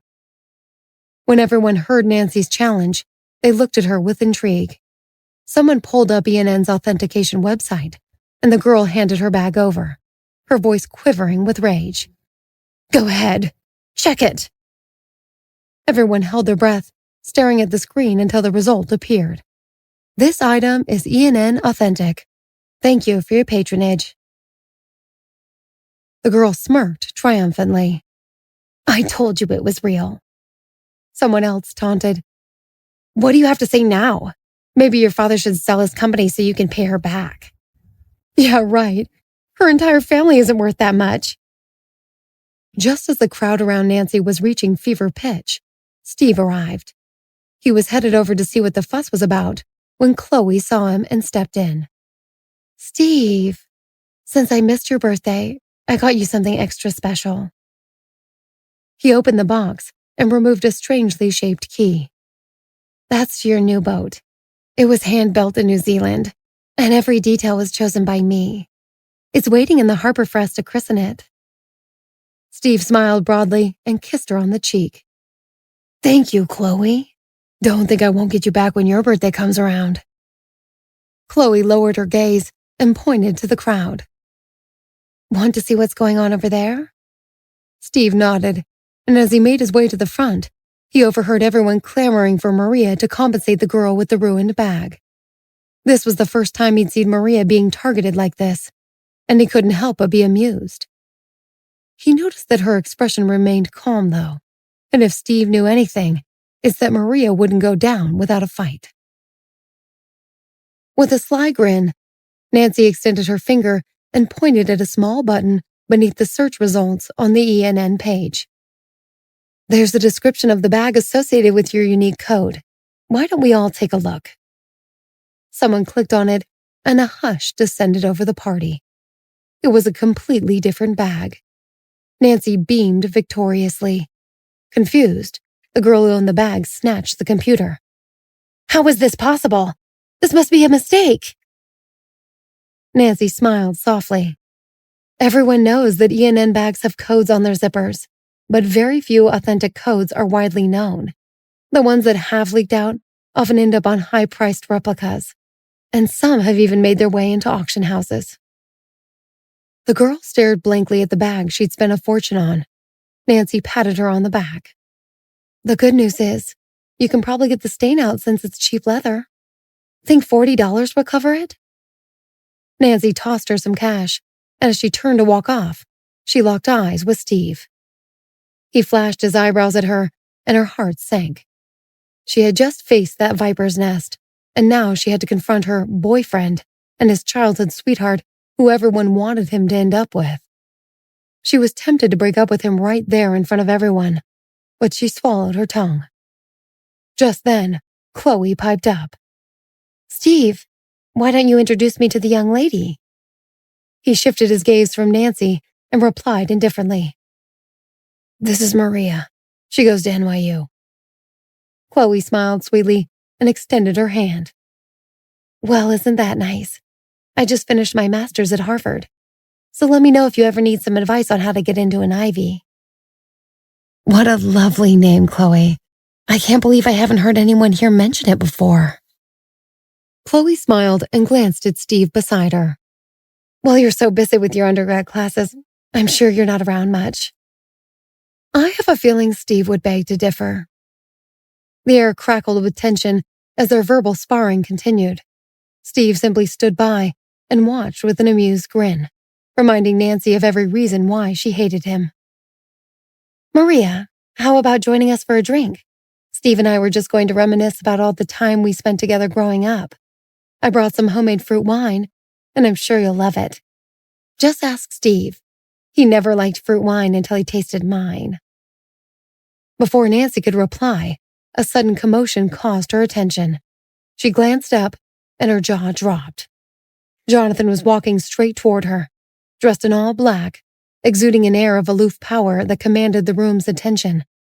All eyes turned on him, and as he approached Nancy, Chloe, and Steve, his casual air only served to accentuate the simmering tension. He adjusted his tie and locked eyes with Nancy. So, what'd I miss? Nancy, Jonathan, Chloe, and Steve stood in a circle, and the awkwardness was nearly too much for Nancy to bear. Finally, Chloe spoke up. Jonathan, this is Maria. She's our little college girl out here on a field trip, so I just invited her to try some of my fruit wine. A wicked grin played on Jonathan's lips. Well then, by all means. Do you mind if I join? Of course not. Jonathan nodded and turned to Nancy. Maria, would you like to join our little party? It's bound to be a good time. Nancy hesitated, but saw no other option. The four of them gathered around an ornate square table. Chloe was across from Steve, and Nancy was across from Jonathan. Suddenly, Chloe popped the cork on the wine. Maria, I'm sure you haven't tasted much wine since you're so young and inexperienced. So allow me to introduce this. It's made from fresh fruits grown on our estate, and it has a delightful sweet and tangy flavor without being too overpowering. Nancy nodded and took a sip. It's a little sweet for my taste. While Steve finds it irresistible. Chloe raised her glass to Steve with a provocative smile, and he looked right at Nancy as he cleaned his glass with Chloe's. What can I say? Chloe just gets me. Before Steve could lower his glass, Jonathan raised his own and proposed a toast to Nancy. To irresistible women. I'll take them over fruit wine any day. Surprised, Nancy met his intense gaze and clinked glasses with him. With both Jonathan and Steve at the table, their conversation became the sun around which the entire party revolved. Everyone watching, whispering, and trading snippets of conversation they thought they overheard. Steve gripped his glass tightly and raised it to Nancy, but just as she raised hers to meet him, Jonathan suddenly stood up and shifted the table. It bumped Nancy, and the wine in her hand sloshed out, staining her light yellow skirt. My apologies, Jonathan exclaimed dramatically. Unable to help herself, Chloe joined in. Oh no, at least that skirt wasn't expensive. Don't worry about it. I guess I'm just a magnet for spilled wine today. Jonathan feigned hesitation, then turned to Nancy. There's a restroom over there with a changing room. You clean up, and I'll have someone bring you a fresh change of clothes. It's the least I can do. Nancy was about to dismiss it again, but when she met Jonathan's unwavering gaze, she understood it wasn't a suggestion. She nodded. Okay, thank you, Jonathan. Inside the bathroom, Nancy furiously rinsed the fruit wine from her skirt, her frustration evident as she scrubbed away the stain before dabbing it dry with a tissue. Suddenly, she heard the door handle turn, and Jonathan brazenly entered. He reached out and wrapped his arm around her waist. Nancy stiffened. Does your whole family barge into bathrooms without knocking, or is it just you? Jonathan ignored her question and pressed his lips to her earlobe. He tickled it with his tongue, and his warm breath sent shivers down her spine. He whispered seductively, I'm going to help you get back at Steve. How do you plan to thank me? By not murdering Cleo on your mom's property? Why are you helping me anyway? Isn't it better for you if they make a fool out of me and ride off into the sunset together? Jonathan gritted his teeth. Seeing him not take you seriously infuriates me. You deserve better. I couldn't even stand the idea of you two touching glasses. His embrace grew stronger, and Nancy melted into his arms. She glimpsed their passionate embrace reflected in the mirror across the room, and couldn't tell where her body ended and his began. Thank you, I guess. Nancy's voice was stiff, and Jonathan looked down at her. Are you jealous that Steve is with another woman? Nancy didn't respond. Her silence was a tactic omission. A dangerous glint appeared in Jonathan's eyes. Don't forget our agreement, Maria. You have 4 months. If I don't break up with him, what will you do? Jonathan's gaze met hers in the mirror, his expression darkening. I'll make sure he can never lay a finger on you again. And I'll announce to everyone that you and I have been intertwined for the entire time you were supposedly dating him. He'll be a laughingstock. He's a laughingstock now. He'll be something far worse when I'm done with him." Nancy was at a loss for words. Her heart pounded as he pulled her in for another searing kiss, enveloping her from behind. His possessiveness left Nancy feeling terrified and exhilarated all at once. Steve was a pawn. Jonathan was a king. But she needed to keep Chris off her back as well. She tilted her head to avoid Jonathan's next kiss and looked up at him breathlessly. "If I break up with Steve, what are your intentions?" "As long as I'm alive, I need you next to me. When I'm away from you, my bones ache and my blood boils." His expression was dark and intense. "If I make it past 32, we'll get married and we'll be unstoppable." Nancy gazed at him, eyes wide with shock at the mention of marriage. Having been betrayed by someone she once trusted with her life, Nancy hesitated to make herself that vulnerable again. How could she know if Jonathan meant the things he said? If she could truly rely on him? She pondered for a moment before asking, "And what if you don't survive past 32? Jonathan winced. Most women would be touched by a man's marriage proposal, but not you. You'll always be an enigma. It's my future at stake. I have plans, Jonathan, and they're bigger than even you." Jonathan tenderly brushed a strand of hair from Nancy's forehead. "If I die at 32, you're free to go. I'll make sure you're taken care of and bless you to be with anyone you love." Nancy locked eyes with him. If she didn't know better, she'd think his eyes had welled with tears. Maybe he meant what he was saying after all. She was about to speak when there was suddenly a knock at the door. "Maria, I have your dress." Nancy opened the door, and one of Jonathan's assistants handed her a bag. She opened it to find an exquisite gown and a pair of lavish shoes that looked remarkably similar to Chloe's.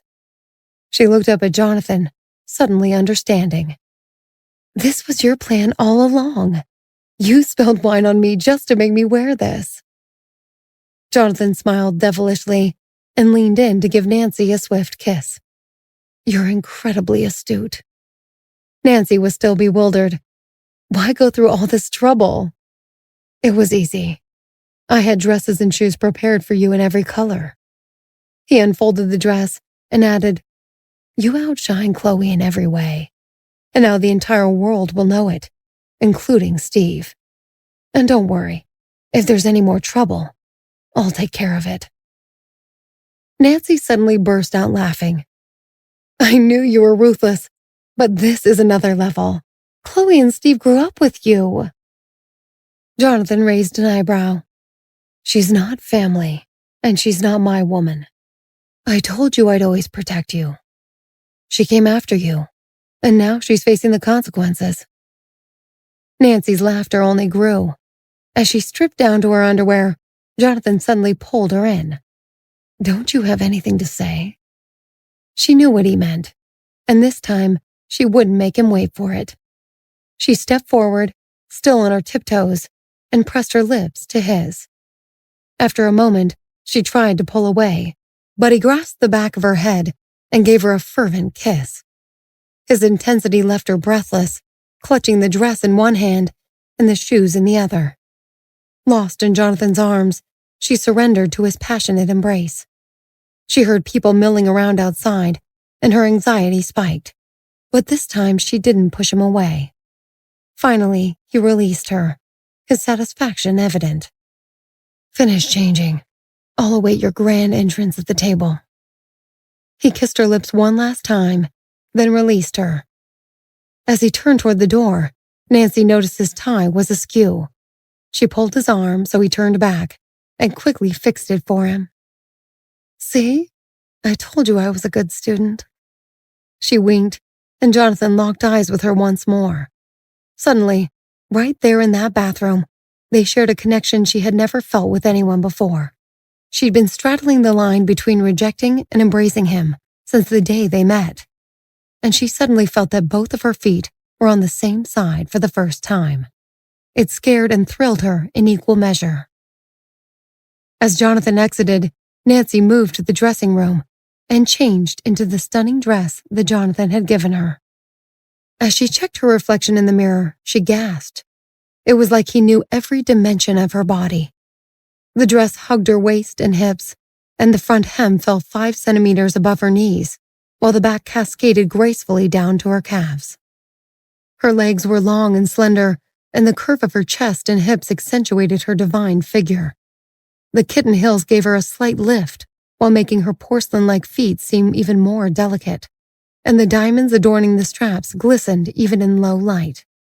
Nancy wore no jewelry or accessories, yet every inch of her radiated natural beauty. If Chloe's entrance had been a pop, Nancy's was an explosion. Time seemed to stand still as she sauntered back to her table, and with every click of her heels, she could hear the crowd take a sharp breath in unison. Guests had noticed her beauty before, but now it was as if something had been unearthed inside her, and everyone fell in awe of her silent confidence. Unfazed by the gawking, she made her way back to the table where Steve and Chloe sat. Steve was engrossed in conversation with Chloe when he seemed to sense the electrifying shift in the atmosphere. He turned to look at Nancy, and she saw his eyes flicker with surprise before he quickly regained his composure. As for Chloe, the smile on her face froze like a computer glitch. When she finally recovered, she lifted her glass to her mouth to mask the shock. Nancy smiled broadly and took a seat. "I'm so sorry I had to step away from the party. Might there be any more of that exquisite wine?" "Of course." Chloe picked up the bottle and poured a glass of wine for Nancy with a strained smile. Nancy took a delicate sip, the wine stinging her lips where they were swollen from Jonathan's kisses. She swallowed it and beamed. "Now that's what I call irresistible."